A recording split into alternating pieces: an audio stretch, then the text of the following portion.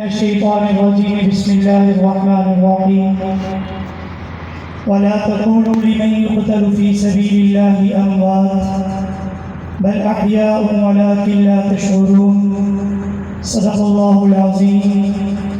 یہ رونقیں، یہ لوگ، یہ گھر میں چھوڑ جاؤں گا.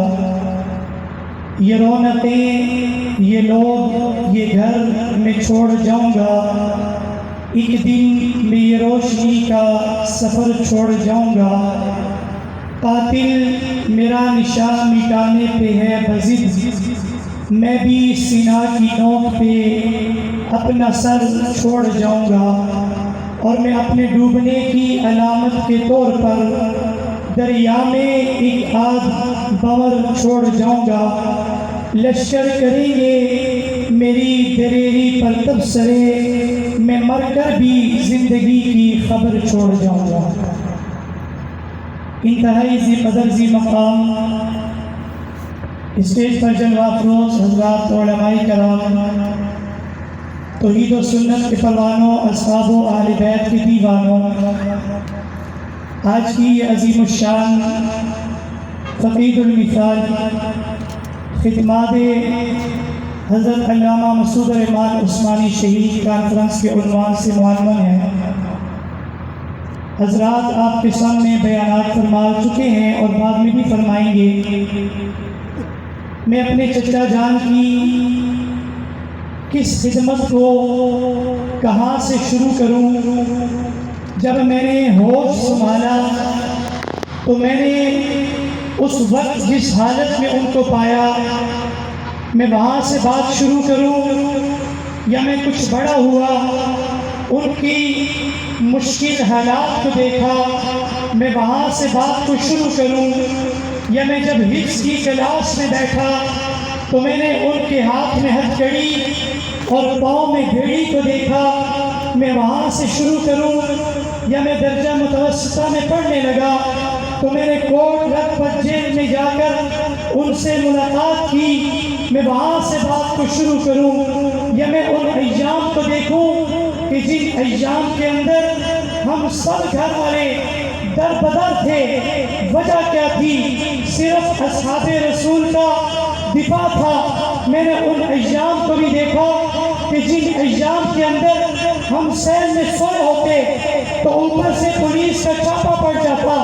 وجہ کیا تھی؟ دفاع اصحاب مصطفیٰ تھا. میں نے ان ایام کو بھی دیکھا کہ جن ایام میں ہمارے گھر کا سارا سامان پولیس اٹھا کر لے جاتی ہے، لیکن میرے دادا جی اور میرے والد صاحب کی زبان پر ایک بات تھی کہ کوئی مسئلہ نہیں، یہ میرا بیٹا حق کے راستے پہ چل رہا ہے، اس کو اس راستے سے ہٹانا نہیں ہے. میں نے ان ایام کو بھی دیکھا اور پھر میں نے وہ دن بھی دیکھے کہ جن ایام کے اندر میرے چچا جان گھر میں بیٹھے ہیں تو متفکر ہیں، کھانا کھا رہے ہیں تو متفکر ہیں، نماز پڑھ کے آتے سب آپس میں بیٹھتے تب بھی وہ متفکر ہیں. میں نے ایک دن سوال کر لیا، میں نے کہا چچا جی ہم سب جب اکٹھے بیٹھتے ہیں تو آپ کسی نہ کسی سوچ میں، کسی نہ کسی فکر میں آپ کو پایا اور دیکھتا ہوں، یہ کیا وجہ ہے؟ اس وقت چونکہ میں کم سن تھا لیکن وہ بات آج بھی میرے ذہن میں اسی طرح بیٹھی ہوئی ہے.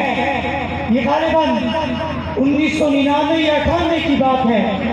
مجھے کہنے لگے بیٹا مجھے ہر وقت ایک ہی فکر ستاتی ہے اور وہ فکر یہ ہے کہ کسی طرح بھی پاکستان کے اندر اصحاب رسول کی عزت محفوظ ہو جائے. اور پھر میں نے دیکھا کہ انہوں نے ہتھکڑی کو بھی پہنا، میں نے دیکھا انہوں نے بھیڑی کو بھی پہنا، اور میں نے پھر دیکھا کہ انہوں نے اپنے بچوں سے کئی عرصہ وہ دور رہے.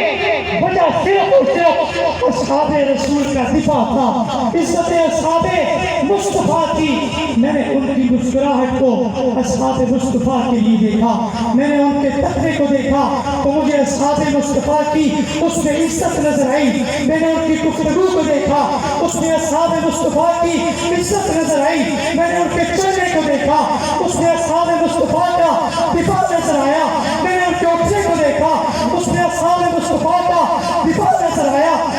کے گھر کی زندگی کو دیکھا، اس میں اصحاب مصطفیٰ کا دفاع نظر آیا، میں نے خوشی میں دیکھا اصحاب مصطفیٰ کا دفاع نظر آیا، میں نے غمی میں دیکھا اصحاب مصطفیٰ کا دفاع نظر آیا، ہر آن ہر لمحہ قدم پر قدم میں نے اس چچا کو دیکھا، اس کی ایک ہی بات تھی، دفاع اصحاب مصطفیٰ ہو جائے، عزت اصحاب مصطفیٰ ہو جائے۔